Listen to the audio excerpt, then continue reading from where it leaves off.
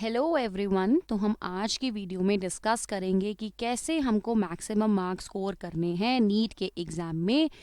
अब हमको पता है हमारा नीट का एग्ज़ाम है 3 मई 2020। तो आज से एग्जैक्टली मेरे पास कितने महीने रह गए?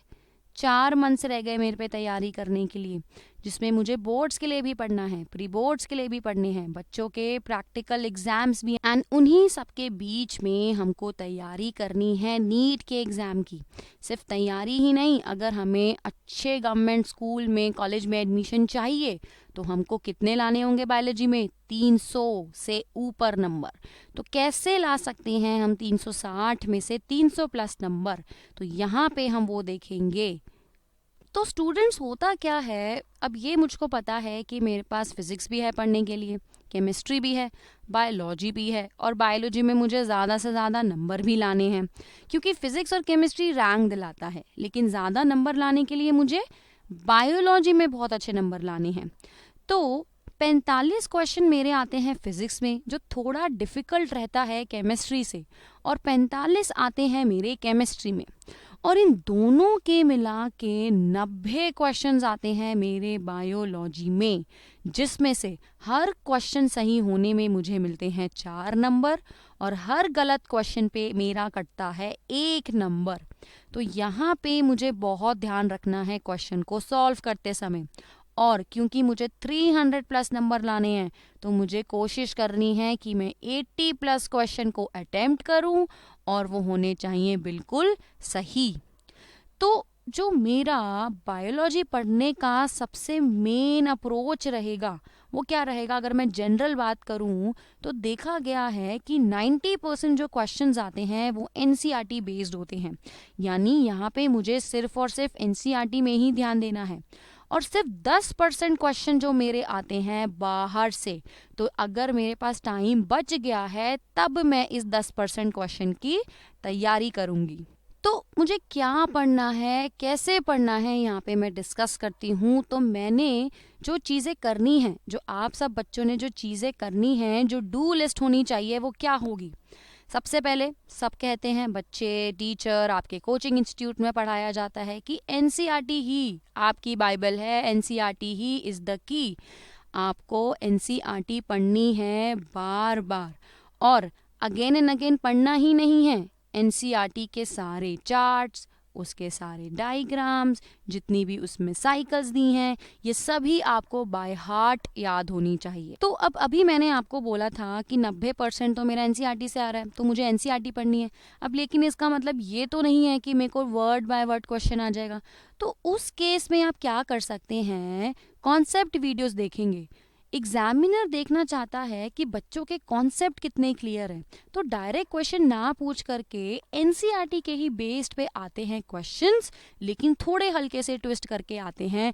तो वहाँ पे आपको देखने होंगे कॉन्सेप्ट वीडियोस। अब ये आपका स्टडी मटेरियल भी हो सकता है जिससे आप पढ़ना चाहें, या कुछ भी। लेकिन दोनों ही केसेस में, चाहे आप बाहर से पढ़ रहे हैं, एनसीईआरटी से पढ़ रहे हैं, आपको मेंटेन करने हैं अपने खुद के नोट्स। ये आप सभी ने देखा होगा, जब भी आप खुद के नोट्स बनाते हो तो आपको सबसे ज़्यादा लर्न होता है। और बायो में अगर देखा जाए, कभी भी आजमा लो इस चीज़ को, लेंदी होते हैं चीज़ें, ज़्यादा होता है लर्न करने के लिए।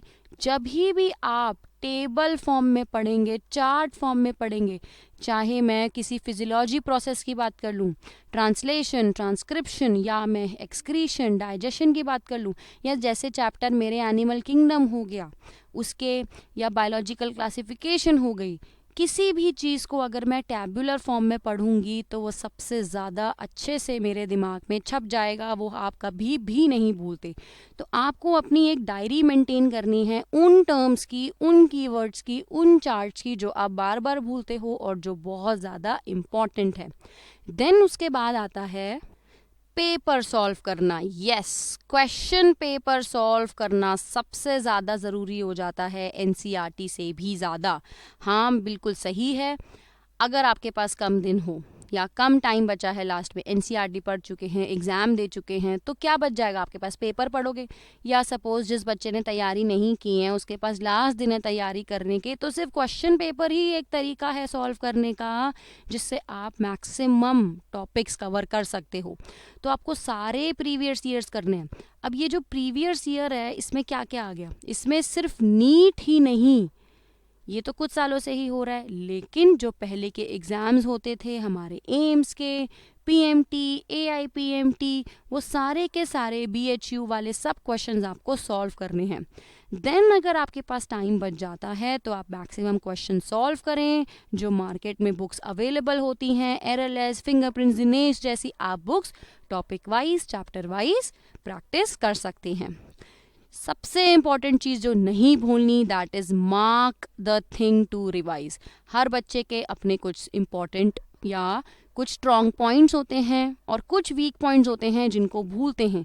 तो चाहे आप क्वेश्चन पेपर सॉल्व कर रहे हो, चाहे आपके नोट्स हो, चाहे एनसीईआरटी की बुक हो, जो चीज़ें आपको लगता है आप भूल जाते हो, उसको स्टार मार्क कर लो, वो आपको रिवाइज करना ही करना है। तो अब मुझे क्या नहीं करना है? अभी बताया था सिर्फ 4 महीने हैं आपके पास, उन सब में आपको बहुत तैयारी करनी है। तो लेंदी स्टडी मटेरियल को तो छोड़ ही दो, सिर्फ चुपचाप एनसीईआरटी पढ़ो और अपने क्वेश्चन के पेपर्स को सॉल्व करो, अपने नोट्स पढ़ो जो आपने खुद बनाए हैं।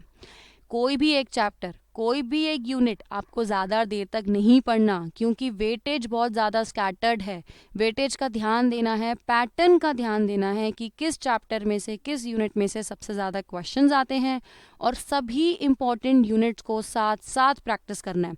एक बार आपकी सारी तैयारी हो जाएगी, अब लास्ट के 1 महीने में ऐसा तो नहीं है कि आप एक ही चैप्टर 1 हफ्ते तक करे जा रहे हो प्रिपेयर, आपने एक चैप्टर के हर बुक में से कर लिया और एक चैप्टर आपने बिल्कुल ही नहीं छुआ। तो हम डेली थोड़े थोड़े क्वेश्चन करेंगे हर चैप्टर में से। देन अब अगेन क्या मुझे नहीं करना? No to first notes. जैसे मैंने अभी बताया, पहले हमको क्वेश्चन सॉल्व करने हैं एंड फिर हमको पढ़ने हैं नोट्स। ये उन लोगों के लिए हैं जो लास्ट में प्रिपेयर कर रहे हैं, जिन्होंने पहले से तैयारी नहीं कर रखी। तो पहले क्वेश्चन प्रैक्टिस करें। लोगों को लगता है हम पढ़ लेंगे पहले फिर हम क्वेश्चन प्रैक्टिस करेंगे, बट उसमें बहुत ज़्यादा टाइम चला जाता है। क्वेश्चंस करोगे, बहुत सारे आपके टॉपिक्स वैसे ही क्लियर हो जाएंगे। नोट्स में, एनसीईआरटी की बुक्स में सारी चीज़ें वर्ड टू वर्ड कवर नहीं होती, लेकिन क्वेश्चंस 5-6 क्वेश्चन करने से ही आपका पूरा का पूरा कॉन्सेप्ट क्लियर हो जाता है। पैनिक नहीं करना एंड अगेन रिविजन नहीं भूलनी। अब मुझे देखना है मेरे कौन से इम्पॉर्टेंट चैप्टर्स हैं। तो चैप्टर की इम्पॉर्टेंस क्या है? मैंने यहाँ पे 12-13 साल के क्वेश्चन पेपर देखे एंड पैटर्न जब समझा कि किन सारे चैप्टर में से मैक्सिमम क्वेश्चंस आते हैं, तो वो हमें सबसे पहले करने हैं। तो ये उन चैप्टर की लिस्ट है जो मुझे सबसे पहले शुरू करने हैं, और लास्ट में रिवीजन में भी सबसे शुरुआत में, मतलब एकदम फ्रेश उसकी स्टार्ट और फ्रेश उसकी एंड होनी चाहिए उन चैप्टर की, क्योंकि उसमें से मैक्सिमम क्वेश्चंस आते हैं। तो यहाँ पे आ गए मेरे पे एनिमल किंगडम जैसे question, human health and diseases. अब ये ऐसे चैप्टर हैं जो काफ़ी ब्रॉड हैं, तो इसमें बहुत ज़्यादा पढ़ना पड़ेगा। तो यहाँ पे आप कोशिश करो कि क्वेश्चन पेपर सॉल्व करो या उन बुक्स को सॉल्व करो जिनमें इन चैप्टर के क्वेश्चंस दे रखे हों, क्योंकि काफ़ी वास्ट हो जाता है। देन अगर मैं यहाँ पे रिप्रोडक्शन की देखती हूँ, तो सेक्सुअल रिप्रोडक्शन एक छोटा सा चैप्टर है एंड उसी में से बनते हैं यहाँ पे 4 क्वेश्चन। तो यहाँ पे 4 क्वेश्चन लाना बहुत ईजी है और मुझे सिर्फ एनसीईआरटी पढ़नी है इसके लिए। अगेन ह्यूमन रिप्रोडक्शन ईजी है। अब ये क्या है? मेरा जो पूरा 12th का लास्ट यूनिट है। ये सारे चैप्टर बहुत इजी हैं। अगर बोर्ड्स के बाद आपकी पूरी तैयारी हो गई है तो बच्चे इसको सिर्फ 2 दिन में कवर कर सकते हैं। 2 दिन में एक के बाद एक अगर आप इसको पढ़ोगे तो आपका इनसे फ्लो भी बना रहेगा, और आपके यहाँ पे कितने करीब 12 क्वेश्चन आपके यहाँ से कवर हो जाएंगे नीट के एग्जाम में। देन जो मेरे सबसे इम्पॉर्टेंट हैं, सबसे इम्पॉर्टेंट मतलब 2 चैप्टर मेरे ऐसे हैं, बायोटेक और उसके एप्लीकेशन, दोनों ही टफ हैं और इन दोनों चैप्टर में से मिला के मेरे बनते हैं 5 से 6 क्वेश्चन। और ये वो पहला चैप्टर है जो आपको एनसीईआरटी से बाहर जाना है। यस, इसके लिए आपको एनसीईआरटी के थोड़ा सा ज़्यादा जाना पड़ेगा। सेम प्रिंसिपल ऑफ इनहेरिटेंस और आपके मॉलिक्यूलर इनहेरिटेंस, इसके लिए भी प्रैक्टिस के लिए आपको थोड़ा सा एनसीईआरटी से बाहर जाना पड़ेगा, क्योंकि यहाँ पे बाहर से क्वेश्चन पूछे जाते हैं। अब एवोल्यूशन काफ़ी इजी चैप्टर है, ये थोड़ा है पढ़ने के लिए लेकिन ज़्यादा क्वेश्चन पूछे जाते हैं। एंड ये 3 चैप्टर अगर हम साथ में करेंगे तो अगेन एक फ्लो बना रहेगा, दिमाग में एकदम सेट हो जाएंगे ये वाले चैप्टर। देन यहाँ पे जो मैंने बात की थी कि 10% जो बाहर से आते हैं, तो एक तो हो गया मेरा बायोटेक में से। कुछ क्वेश्चन आ जाते हैं जो डे टू डे वाले जो लेटेस्ट न्यूज़ हैं वो मेरे यहाँ पे इन्वायरमेंट जैसे चैप्टर में से आ जाते हैं। और जो मुझे बाहर से पढ़ना है जिसमें आपको थोड़ा लेवल राइज करना होगा वो है ह्यूमन फिजियोलॉजी।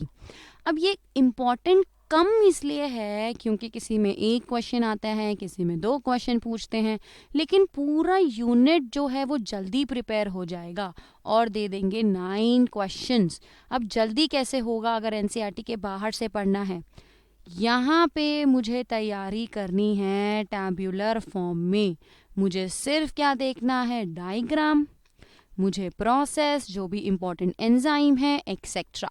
तो एक बार मैंने अगर इसका फ्लो चार्ट बना लिया तो बार बार मैं उसी को रिवाइज करूँगी।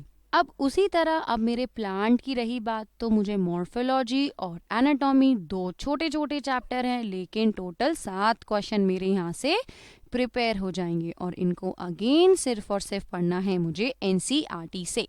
तो इस तरीके से आपको अप्रोच करनी है अपने एग्जाम में।